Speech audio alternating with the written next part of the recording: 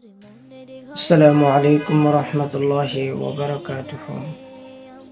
বিসমিল্লাহির রহমানির রহিম। সম্মানিত দর্শক শ্রোতা,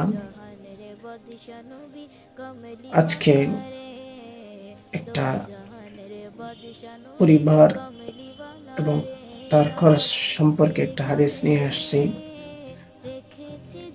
রাসূল করিম রউফুর রহিম সাল্লাল্লাহু আলাইহি ওয়াসাল্লাম ইরশাদ করেছেন,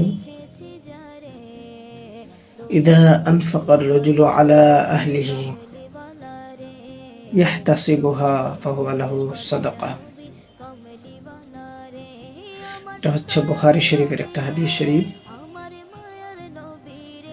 এই হাদিসের মধ্যে রাসূল করিম সাল্লাল্লাহু আলাইহি ওয়াসাল্লাম বলেছেন, ইযা আনফাকার রাজুলু আলা আহলিহি, যখন ব্যক্তি তার পরিবারের জন্য খরচ করে, ব্যয় করে, সেই খরচের মধ্যে, সে ব্যয়ের মধ্যে সওয়াবের প্রত্যাশা করে, ফাহুয়া লাহু সাদাকা, সেটা তার পক্ষে সদকা হিসেবে পরিণত হবে। অর্থাৎ পরিবারের জন্য আমরা যা খরচ করি সেগুলো সদকা হিসেবে আল্লাহর দরবারে পরিগণিত হবে।